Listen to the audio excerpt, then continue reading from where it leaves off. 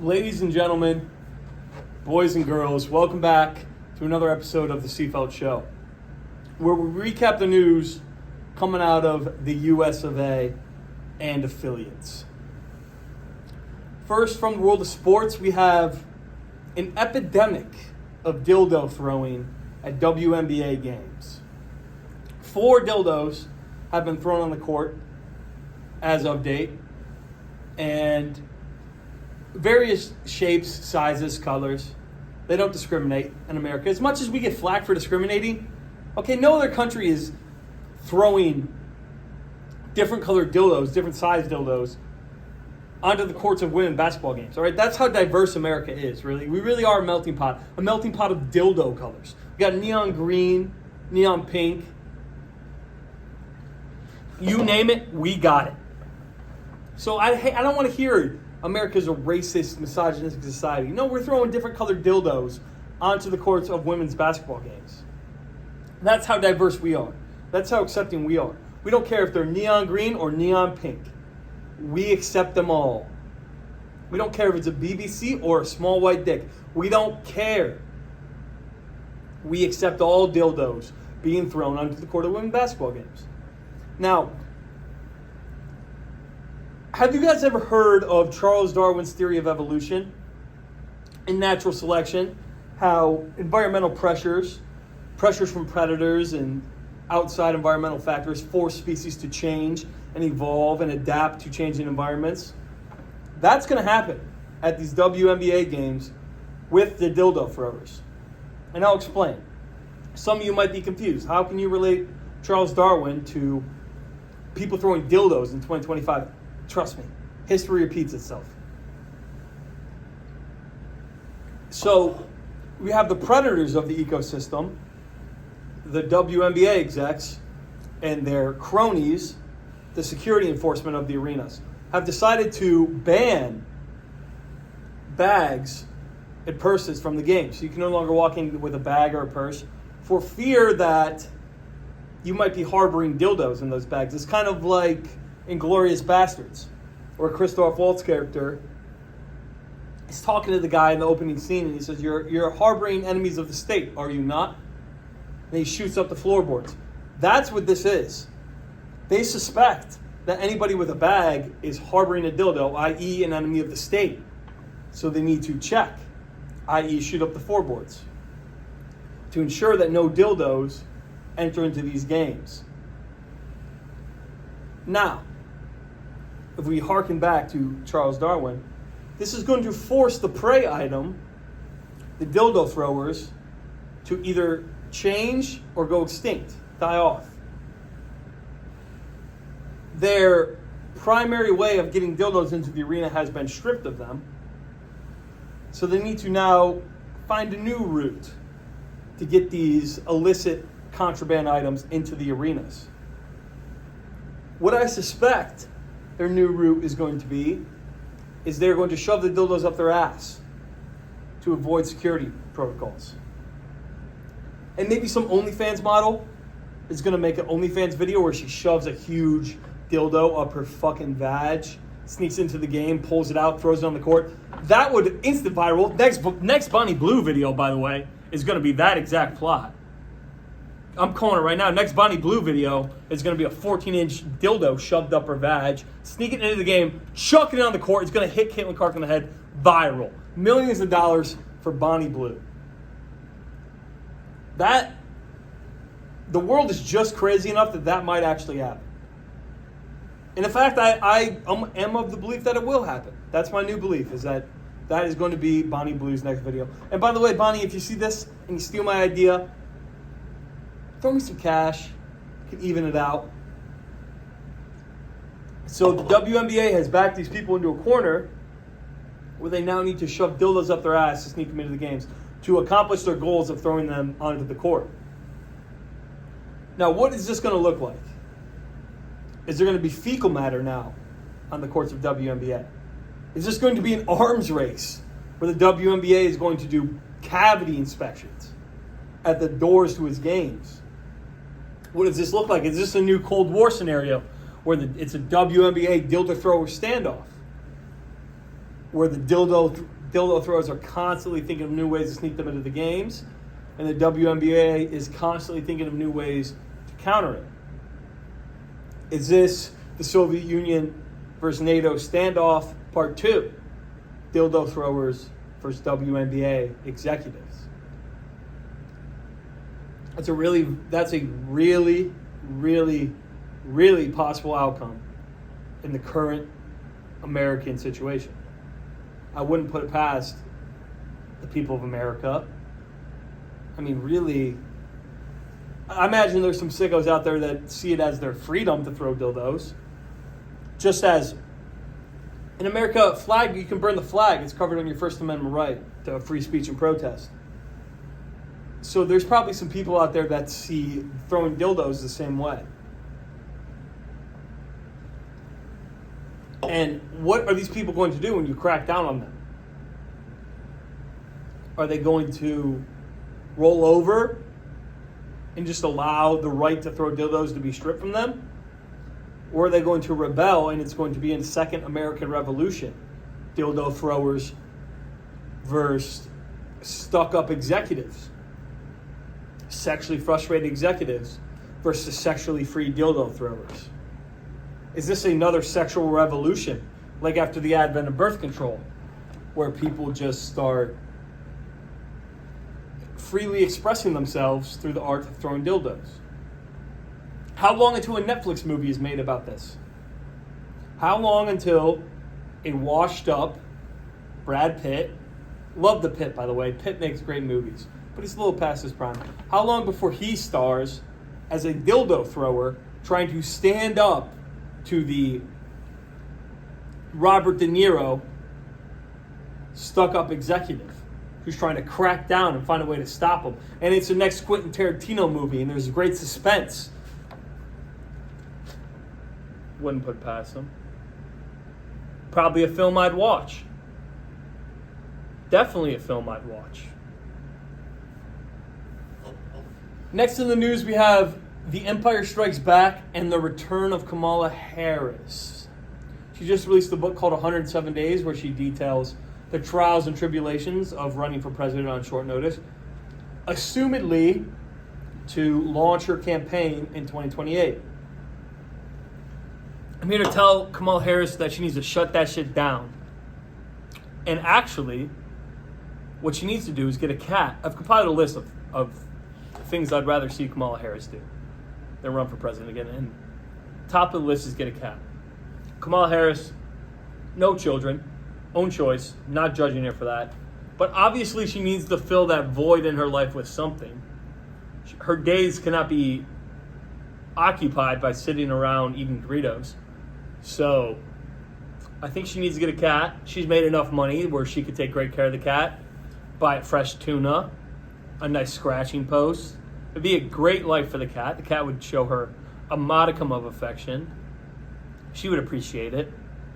And it would fill her days with joy. Maybe start a cat sanctuary. Kamala Harris needs to start a new show. If you remember, there used to be a show on Animal Planet called Pit Bulls and Parolees. Kamala Harris can now star in a sequel called Felines and Failed Presidents. It could be Felines and Failed Presidents, starring Kamala Harris. And she could go around rehabilitating and rehoming stray cats. And people would love her. I would love her. It would be a great civil service act. People love people who love animals. Animals are victims of abuse, same as people. I think this could be a phenomenal career for her. I'm pitching it to her right now, her and Animal Planet, if they're listening. Felines and Failed Presidents, starring Kamala Harris. And she could do that code switch she does, where she has an Indian accent in one interview, a white accent, and a black accent, depending on what neighborhood she's rescuing cats from. If she's in the ghettos of Southside Chicago, put on that black accent. If she's in Silicon Valley, where it's full of H-1B visas and Indians, she put on the Indian accent. And if she's in the suburbs, she could put on that white accent. And she could rescue cats and make a real impact on this world. Because cats deserve homes too. Maybe we could call the show Pussies and Passed Over Presidents. The title is flexible, is what I'm saying. But there's a show to be made here. There's a reality TV show to be made here. And on the topic of reality TV shows, she could also get a gig with RuPaul doing RuPaul and Kamala Harris's Drag Race. Maybe she gets in competition with RuPaul, does Kamala Harris's Drag Race. First season starring Michelle Obama, who has been pretending to be a woman his entire life. Michelle faked it till she made it to the White House. So doing a drag show starring Michelle Obama is no big deal. She's been doing drag her entire life. There's also money in that. Now, maybe you could bring RuPaul in to not be a competitor. Maybe you could be a co-host. And it could be like American Idol, where they hit the buzzer, turn around, best dragger. You're signed to Kamala Harris's label as a drag artist. So she's not boxed in. She doesn't have to just become a medium-selling author and washed-up presidential candidate. She can get a cat, she can do a drag race, or she can get a job at The View. The View is not a bad gig for people who are idiots. Retards congregate to The View. It sucks them in like a sick vortex. Just circles them in. Especially dumb women. They love The View. Kamala Harris, Whoopi Goldberg is getting up there in years. Kamala Harris could take over. Easily. Do all the same talking points. Nobody would notice a difference. So she doesn't have to run for president because, let's be honest, not a great presidential candidate. You lied about COVID being a lab leak. It was a lab leak. You told the American people it wasn't. Kamala Harris was the border czar. Let in more illegal immigrants than at any point in this country's history. Not a very popular thing to do. Lied about Joe Biden being mentally retarded. He was mentally dead. She lied about that. So her running for president is not a very popular platform. You saw that the last election that people rejected her. She needs to get a cat. She needs to get a job at The View. And maybe start up a feline rescue show called Felines and Failed Presidents. Next from the world of politics, we have Donald Trump officially withholding FEMA aid to state governors who criticize the country of Israel. If you have anything bad to say about the Israeli genocide of Palestinians, which, by the way, Israelis are now protesting this. Earlier this week, there were thousands of people in the street of Tel Aviv protesting the war in Gaza, saying it has gone too far. So even Israelis are not behind this. But in America, if you protest the war in Gaza, you will now not receive FEMA aid, disaster relief. FEMA, of course, is disaster relief. We use it for hurricanes, tornadoes to help states rebuild. Donald Trump has now stated that you don't get any FEMA relief if you criticize the Gaza conflict. So we're left in the situation where not only do Jews control the weather, they also control if you can rebuild your house or not. So they can summon a hurricane and then bankrupt you if you try to rebuild your home. That's how much power the Jewish American lobby has. It wasn't enough for them to control the weather. They needed more. They needed to control whether or not you could rebuild your home. That's the state you're in. They will summon a hurricane using their sick Jewish magic. They'll summon a hurricane. They'll summon a hurricane and then not give you insurance claims when it destroys your home. This country's going to shit. Finally, from our neighbors across the pond in Great Britain, again, looming on the brink of civil war. And this is going to be a serious segment. Usually, I kind of fuck around, make satirical comments. But this last one has to be a serious thing because Great Britain is legitimately on the brink of civil war. They've imported millions and millions of people from Afghanistan and Pakistan into their country in hopes of giving them a better life, and that's completely backfired. This past week, on every single day, there has been a migrant arrested for sexual assault on a British woman. Every single day, all 7 days. One included 2 migrants brutally sexually assaulting a 17-year-old disabled British girl, mentally disabled. And the British government has done nothing to stem the tide.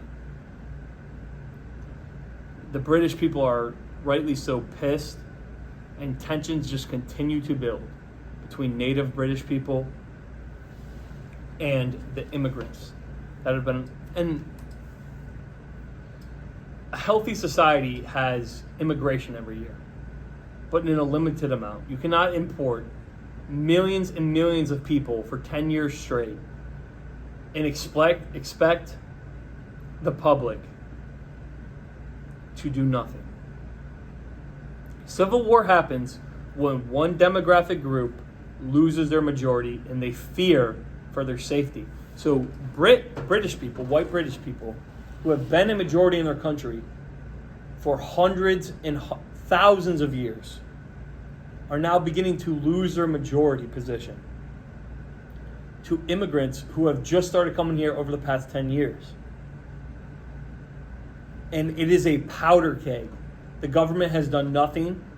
It is an absolute powder keg that when it goes off is going to result in a level of savagery that we have not seen since the Second World War. This is not going to end in a peaceful way if the government continues to do nothing. Something needs to be done about the immigration crisis in Great Britain.